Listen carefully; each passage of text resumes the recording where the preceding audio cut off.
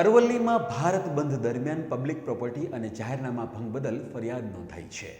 ભિલોડા હાથમતી bridge પાસે બસની હવા કાઢી ટાયરોને નુકસાન પહોંચાડનાર શખ્સો વિરુદ્ધ આ ફરિયાદ નોંધાવવામાં આવી છે। આ 4 શખ્સો કારમાં સવાર થઈ આવ્યા હતા।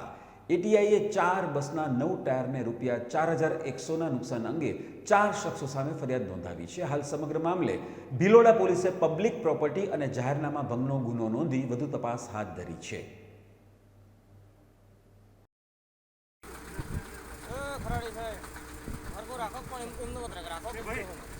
साइड में रखो बापू, ये साइड में रखो, साइड में लियो बापू। हाव ना हो लगता तमे बंद से तमे मत करा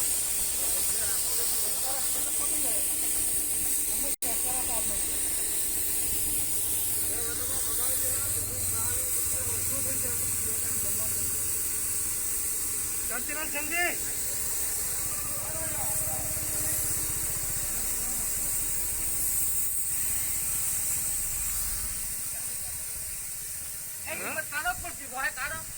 गाड़ी भी है वाल रे जीरे चला।